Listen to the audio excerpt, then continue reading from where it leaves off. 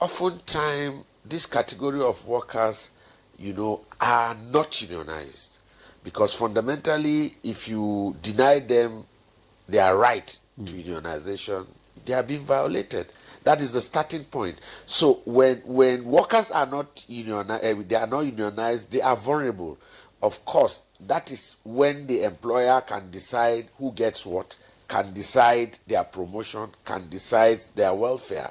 And most times, employers don't understand the fact that unionization is not a right. It's not a privilege. I beg your pardon. It's not a privilege. It's the worker's right. And it's not at the discretion of the employer, which suggests that the worker can decide to belong to the union of his choice. And why do we join union?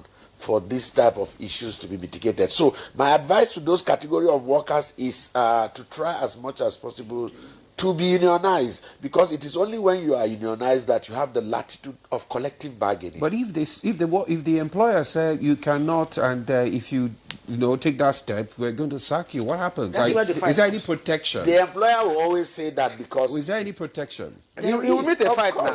That is where the struggle continues comes in. He will meet a fight. Because so you need to be unionized to be able to fight for your rights in the private sector. Yeah, I can't come to a place that the people are not my members. If they are sacked, how do you protect them? Because they are sacked, they are not paid.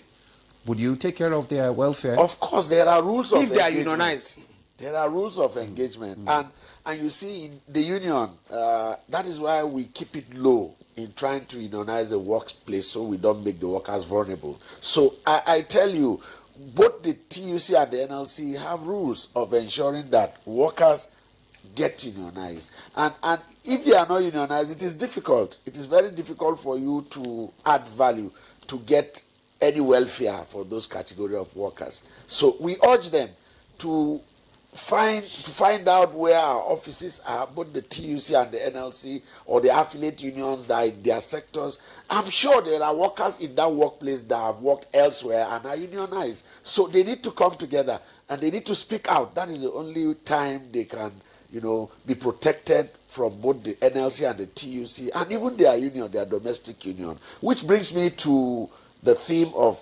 2025 May Day celebration. Opening up the civic space amidst economic hardship. Okay.